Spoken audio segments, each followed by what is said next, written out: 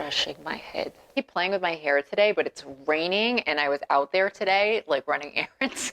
Crushing. Remember Kids in the Hall, you guys? How many people remember Kids in the Hall? Am I the only one? Because I'm old. Yeah, I know. But it was hilarious. Squeezing my face.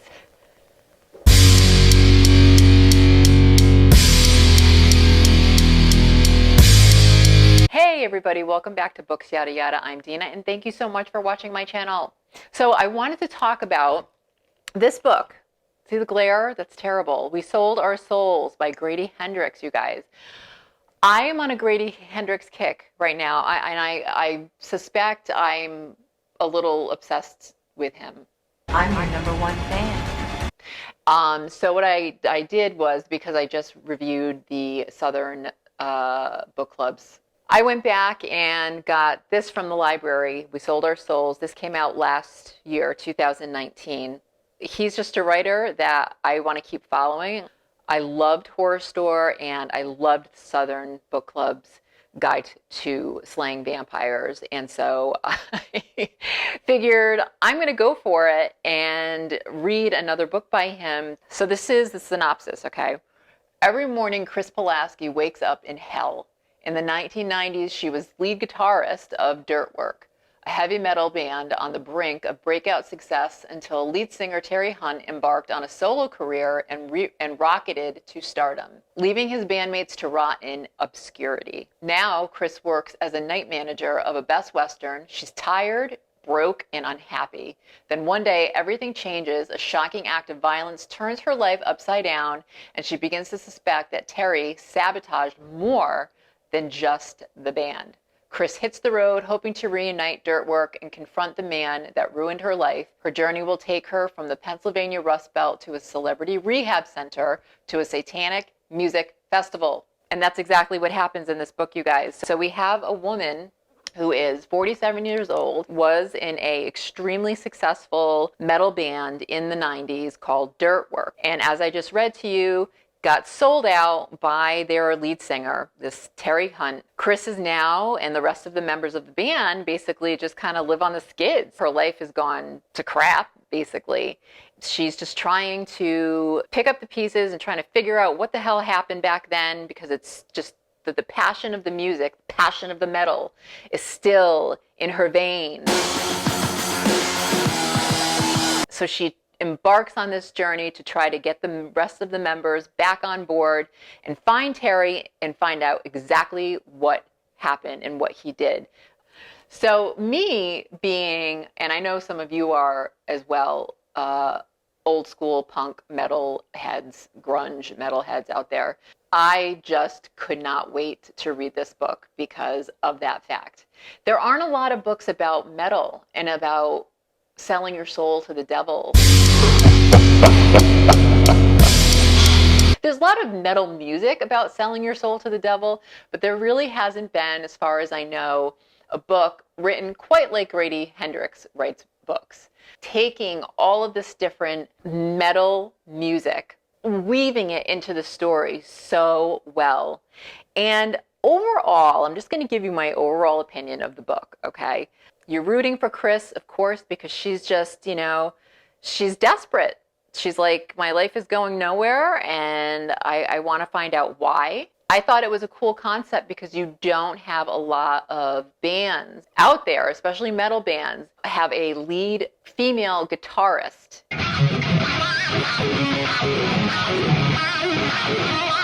And it's usually the other way around, where you've had metal bands out there who've had, like a lead singer that's a female. It doesn't play an instrument. A bass player, I'm a bass player. Guitarist, I thought was really, really cool. And I appreciated that Grady Hendrix made her not like the lead singer and not like this glam girl, because she certainly is not that.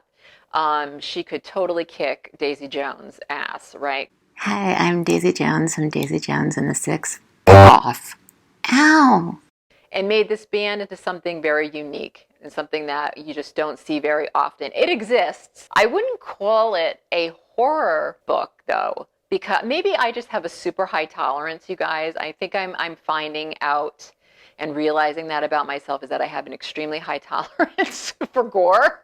So there may be some things in here that gross you out. I thought they were really well done, especially the car incident and the underground incident. I'm just going to say that. So at least I warned you if you're a little squeamish. But I just wanted to, read to you guys a couple of quotes that I that just made me laugh out loud because, Grady Hendrix, again, he's just such a great writer. And he was talking about one of the members of the band who was the drummer, and then he ended up leaving the band. She couldn't remember how JD, their first drummer, wound up in the band. Whatever happened to JD? Nothing good, probably. He was the stupidest, angriest kid they'd ever known. He thought Jewish was a country and claimed his dad invented the question mark. You're a dumbass. I mean, just stuff like that. That just makes you laugh out loud. And then all of the chapters, there's a lot of different little references like that in here that just give you a good chuckle. He talks about the plasmatics. Do you guys remember the plasmatics? Wendy O. Williams and the plasmatics? And about Chris Pulaski when she was young, how she saw a kid in the mall in the 80s that was wearing a Plasmatics t-shirt, and she followed him around hoping to get his attention because he had a Plasmatics t-shirt on. That's something I would have done in the 80s as a teenager, saw a cute kid with a Plasmatics shirt on, or maybe like a Motorhead shirt on or something like that, and followed him around the mall. And then all of the chapters, right, are named after actual albums, after actual metal albums. Holy Diver, Dio. I'm Ronnie James Dio, your guest host for this week's edition of the Headbangers Ball. Frickin' Stay Hungry, Twisted Sister. Remember Dee Snider, Twisted Sister? What do you wanna do with your life? I wanna rock! Who else? Into Glory Ride, you guys, was that Manowar? Was that Manowar? I can't remember. But, correct me if I'm wrong. But anyway, if you are a metalhead, if you are somebody who enjoys metal music, then you will enjoy this book. The overall story itself, I have to be honest with you and say that it definitely was not as entertaining as the Southern Book Club's guide. It wasn't. That book was way more entertaining to me than this one was. This one was just a sort of thrill ride. It was extremely fast-paced, but either way, it's just filled with great references to the metal music industry. And he's talking about, how easy it is to lose your soul in something, and that maybe, a country can even lose their soul. I thought that was very interesting. It definitely has some social commentary there. Overall, it wasn't the best. I think I preferred Horror Store and Southern Book Club over this one, believe it or not, story-wise. But as a metalhead, I absolutely loved this book. It was just fantastic. And I found myself going, oh my God, yes, I remember that. Yes, I remember that band. I remember the lyrics to this song, and there's like these really cool see all the flags I've got in here, right? And I got to return this to the library. It says metal never retreats, metal never surrenders, metal never dies. It's true. True fact. That's the best I could do, you guys, with that book. All right, because I'm having trouble reviewing. I really am. I'm having a lot of problems. Hey guys, so you know what? After I reviewed this book, I figured I would do kind of like a part 2 because I'm in like a wicked metal mood now. Since this is called the metal edition, I figured, hey, let's just do a tag. Let's get started. Which band's artist do you own the most albums by? Oh man, that's like trying to ask somebody what their favorite book is, right? And they're not a metal band, but Radiohead, Soundgarden, Primus, Alice in Chains, definitely Zeppelin. I own every Zeppelin album. The Doors, Queens of the Stone Age, one of my favorite bands. Definitely Sabbath, Black Flag, and there's a lot more. Number 2, what was the last song you just listened to? Well, I was in my car and running errands. I was listening to Primus, actually, and the last song I listened to was either Tommy the Cat or John the Fisherman or Jerry Was a Race Car Driver. It was one of those 3. What's in your CD player right now? Well, I don't really have, we do have a CD player in the house, but we don't use it. The only CD player that I use is in my old, I have an old Saab 93 1999 convertible that I drive in the summertime. Then it gets locked in the garage for winter, but it only has 85,000 miles on it, and I got it for like $1,500, you guys. So that car has a CD player in it. And I know for sure, because I just drove it the other day, that it has T-Rex in the CD player. T-Rex, one of my favorite bands. Number 4, what was the last show you attended? Ooh, saw the Pretenders actually at Mass Mocha up in the Berkshires. Chrissy Hynde and one other original member of the Pretenders had performed with two other guys, and that was an awesome show. Before that, I saw the Cult and the Melvins. Saw the Melvins. That was probably one of the last shows I went to was the Melvins.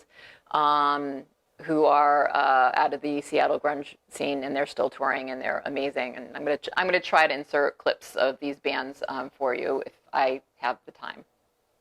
I'm not promising anything. Number 5, what was the greatest show you've been to? Oh, that's a really tough one. This isn't going to be metal, but it was David Bowie. I saw him back in 2006, and that was definitely the greatest concert I've ever been to. I'm a huge David Bowie fan. All the formations of David Bowie I loved, and so getting to see him live was an incredible experience, and that concert was amazing. He was such a genuine performer, and you literally, we had great seats. We were like right up in the front, and you literally felt like he was going to reach out and touch you. I mean, he was one of those performers that made eye contact with the members and said hello and was sweet and was kind and just a beautiful human being. So that's probably the best show I've ever been to, even though it wasn't a metal show. What is your favorite band shirt? Well, I've got it on right now, you guys. Rage Against the Machine. I saw them. I don't know. I'm going to turn around here. Oh, gosh. Wait. Saw them. I don't know if you can see that. North American 1997 tour. I saw them here in Hartford. That was an awesome show. They toured with a few other bands. I can't remember who. All I remembered was them. And I love Rage Against the Machine. So this is definitely my favorite concert t-shirt. I have tons of concert t-shirts. Another one that if I were to pull them all out and did a show and tell with you guys, it would just take forever. But Soundgarden, Alice in Chains, The Doors, The Doors. I will get to that in a minute. The Darkness, Melvins, Primus, Rollins Band, Reverend Horton Heat, and more. What musician would you like to hang out with for a day? Oh, God, that's a loaded question. Okay, here goes. Ready? I'm going to do this rapid fire with just the people who are like right at the top of my head right now. Kim Gordon from Sonic Youth, Kim Deal from the Pixies, Tina Weymouth from Talking Head, Chrissy Hynde from the Pretenders. Gordon Gano from Violent Femmes, who I actually did hang out with for a day at a festival. So that is true. I actually hung out with Gordon Gano, and he was awesome.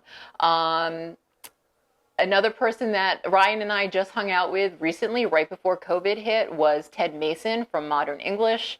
Their probably most famous song is I'll Stop the World and Melt With You, that one. Everybody knows that song, but we had gone to New York in February to go to see the Late Show with Stephen Colbert. And after the show, we went to a bar on the Upper West Side where we were staying. And we just happened to run into Ted Mason of Modern English and hung out with him all night and drank beer and had just the grandest old time talking about music and all kinds of stuff. And he's a wicked cool guy, just really, really down to earth. Tom York, I would love to hang out with Tom York from Radiohead, but I feel like that might be slightly depressing. I'd love to hang out with PJ Harvey. As you can tell, I love, like angsty female musicians, and she would be a really cool person to hang out with. Andrew Bird. Andrew Bird is another, he's a wicked mellow musician, but he is a violinist that blends his music with all different kinds of sounds, and he makes the most beautiful music. Again, I'm going to try to post links of these people down in the description box so you can check them out if you've never heard of them. But Andrew Bird, I've seen multiple times, and he blows me away every single time. Neko Case is another one that blows me away. She's amazing. And Henry Rollins. I think Henry Rollins would be my number one pick. And you know why? Is because I own a ton of books by Henry Rollins. This is called the Portable Henry Rollins, which isn't really portable because it's big. Solipsist by Henry Rollins, which is a very stream of consciousness type book. And I'm just a huge fan of Henry Rollins. I've seen him multiple times. I was a giant fan of his when I was a kid, and I was too young to see him in Black Flag because he had already left the band by the time that I was old enough to actually go to shows. But I did see him multiple times in Rollins Band. And then after Rollins Band, he started doing more spoken word shows. The number is countless how many times I've seen him do spoken word shows. And I have to say something about Henry Rollins, you guys. If you don't know him too well, and if you've never checked him out, please do so, because he's everywhere. And he is just one of those old punk rockers who is a lot like Jello Biafra from the Dead Kennedys, who is extremely intelligent. Henry Rollins and Jello Biafra are probably, when I want a good perspective on the world and what's going on, I tune into them. I listen to what they have to say. Henry Rollins, though, is one of those people that you listen to who is just, in my opinion, one of the most intelligent, articulate, authentic, not in your face. He somehow does it in a neutral way. But every show I've gone to, spoken word performance I've gone to, he somehow leaves you feeling galvanized. You leave that show feeling like, I want to make a difference in the world. I want to go out there and change. He's like a punk rock Tony Robbins. It's weird. I don't know how else to describe it, but it's not motivational, but it is motivational. It's just him spewing forth like Henry Rollins, and he's just been all over the world, has traveled everywhere, has been everywhere, has seen everything. And if you ever, want some wisdom on life, check out Henry Rollins, you guys. And I was going through, remember when scrapbooking was a thing? Oh God, this is like, I had to pull this out of a box. Back in like the 90s, I was in like a scrapbooking club. I know. Together when all the other women in the group were putting together like these really pretty pictures of their kids and stuff, I was scrapbooking about the shows that I was going to at the time. From 2004, Neko Case, which my daughter and I went to, that was one of the first, not the first show she's been to, because I took her to a lot of shows when she was a kid. And then, of course, Henry Rollins. And then there's a lot of other ones, like I did Ticket Stubs. This is Joan Wasser from Joan as Policewoman, if you've ever heard of her. She's worked a lot with Rufus Wainwright, who I love and would love to spend the day with too. Martin Sexton, George Stanford. God, who else did I see? Nick Acosta, right? You guys know who she is, don't you? Everybody's got their something. Dun, dun, dun, dun, dun. That's Nick Acosta. Spoon. How many Spoon fans are out there, right? Radiohead. We saw Radiohead at 2008. That was the In Rainbows concert. I've seen them before multiple times, but that was the first concert that we took the girls to. And they were really young, but we're that kind of family. So Henry Rollins. There's another Henry Rollins show I went to. Newport Folk Festival. The 50th anniversary of the Newport Folk Festival. We did that in Sun. I mean, if I named out how many bands we saw here, the Decemberists, Tom Morello as the Night Watchman from Rage Against the Machine, you guys. Mavis Staples, Iron and Wine. Oh my God, so many. Joan Baez was there. Deer Tick. Neko Case, of course. Pete Seeger. We got to do a sing-along with Pete Seeger because he was still alive then. Kings of Leon, but way back when. Yeah, I know. That was like 2008. That's when they were good. That's when they were really good. Andrew Bird, who I just talked about. And I do, if I remember to collect my ticket stubs, I'll throw them in here. So how many concerts have you been to in total? Oh my God. Are you kidding me? Dude, guys, I am like almost half a century years old. So if I were to total up all the bands that I've seen and shows I've gone to, and I've been going to shows since I was 14 or 15 years old, somehow I was able to manage to make excuses up to get out of the house to be able to go to those shows. I'm definitely putting it somewhere near or more the 1,000 mark for sure, because that's what I do. I go to shows, we go to shows, my husband and I, that's like our thing. We love to go to shows. All my friends go to shows, go to movies, read books, and go to shows. That's pretty much what we do, right? Who have you seen the most live?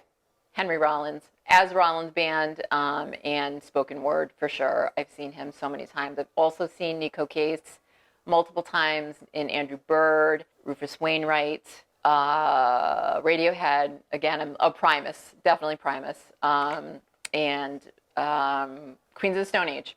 What is your favorite movie soundtrack? Oh, this one, you guys. Okay, there was a movie that came out back in 1992. It was directed by Cameron Crowe, who wrote the screenplay for Fast Times at Ridgemont High. He later on went to, direct Jerry Maguire and tons of other films. Cameron Crowe was married to Nancy Wilson of Heart. And if you don't know Heart, most people know who the band Heart is, but they are actually from Seattle. And so in 1992, Cameron Crowe directed this film called Singles, which his wife at the time, Nancy Wilson, had sort of co-produced with him. And she was very active in the Seattle grunge scene. Singles is about a bunch of single people in Seattle in 1992 who are just sort of trying to be in bands, trying to find relationships, and it kind of goes through their struggles and whatnot. The movie itself wasn't that great, but the soundtrack was great. And I'm talking about, a soundtrack from a movie that I identify with the most because it was grunge. So you had, Alice in Chains on there. You had Jimi Hendrix on there, Jimi Hendrix, you guys, was from Seattle. You had not only, grunge bands, but you had the great Jimi Hendrix on that album, even though, he passed away, back in the early 70s. But because he's such an inspiration to so many musicians, as a guitarist, there is not one metal, grunge, rock guitarist that I know of that will not tell you that Jimi Hendrix, right, was their biggest influence, right? And I actually just happen to have this giant coffee table book that's all like Jimi Hendrix, you guys. I have tons of like rock coffee table books. But the single soundtrack, yeah, that's probably the one that I think I identify with the most. It's like Pearl Jam's in there. I'm not a huge Pearl Jam fan, but Mudhoney, a lot of those bands. Nirvana chose not to be a part of the whole thing because they were just wicked cool. They asked us to contribute a song to it about a year ago, and we said no. And so passed on that one. And, I think it's probably a good thing that they did because the movie really was more of a romance than anything else. But, yeah, going back to like some cool coffee table books. This is the Who's Tommy. This is a book about a coffee table book about them adapting it into the musical, which Roger Daltrey was not happy about at all. That was all Pete Townshend's idea, if you didn't know that. But I did see the musical and I loved it. So, sorry, Roger Daltrey. Zeppelin. I love this book. This is such a great, again, coffee table book. I mean, look at this. Right? How can you not love Zeppelin? I just love them so much, right? Oh, and this is going to lead me to my Doors story. right? I love this book just because look at this. You guys, this is so cool. See? It's got that little cutout. I love that. Jim, right? But the story that I have about seeing the Doors, some of you are going to go, she can't be that old, right? Well, I'm not that old because Jim Morrison passed away, as we all know, in 1971, I believe, right? So what had happened was in 2006, the Doors, the remaining member of the Doors, Raymond Zurich, John Densmore, and Robbie Krieger got together with Ian Astbury of The Cult, and they decided to do a tour as the Doors, and with Ian Astbury basically filling in the role for Jim Morrison. And so a lot of you, who might be Doors purists, I'm one of them, right? Are like, what? If you didn't hear about this happening, but it did. And I actually had a friend who was a journalist for a magazine, and she got free press passes for us to go and see the Doors. So we were up in like the best seats possible again, right? Just like with David Bowie, and got to see the Doors up close. I mean, and that was a life-altering experience. So that was probably like right up there with David Bowie. And it was an amazing show. And I have to tell you, Ian Astbury blew me away. He was totally channeling Jim Morrison. And it was almost like you could not tell the difference for a whole new generation of people that, didn't get a chance to see the Doors. It really felt like it was Jim Morrison up there. He did such a great job. And Ian Astbury actually was offered the role of Jim Morrison in the Doors movie by Oliver Stone originally before it was offered to Val Kilmer, and he turned it down because I think he was just going through some kind of crisis in his life or felt like he couldn't live up to it. Yeah, so that's a true fact. Yeah, I got to see the Doors, and yes, it was not with Jim Morrison because he died before I was born. But, it was just amazing, and that was one of those pivotal moments in your life where you're like, especially if you're a music fan, where you're like, wow, am I standing here? I just wanted to pinch myself the whole time. Same way with David Bowie. So yeah, guys, so that's the tag. I hope you enjoyed this. I enjoyed this immensely. There's like, the sun is coming in really bad here. So I apologize for that glare back there. But yeah, I enjoyed doing this so much because like my husband says, music is like my everything. I just have music running through me. I come from a family of musicians, and it's definitely my first love. I love books second to music. And yeah, I said it. I have to incorporate music somehow into everything that I do. So if you enjoyed this, because I have a ton of other stuff I'd love to talk about as far as music is concerned, let me know. Comment down below. Let me know if you want me to do a music tag that correlates with books somehow. Someone tagged me in a music tag that's a book music tag, so I do need to do that at some point. But let me know if you were interested in seeing something like that down the road, probably next year, because there's a lot of other things that I have to get done, right? That's it, you guys. Have an awesome day. Metal never dies. Metal, metal, metal, metal, metal. There's the Southern Bible. Or the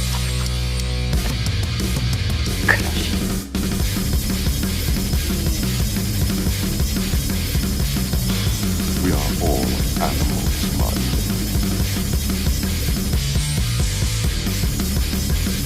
Apparently everyone that's seen it has pretty much said it's basically just a love story.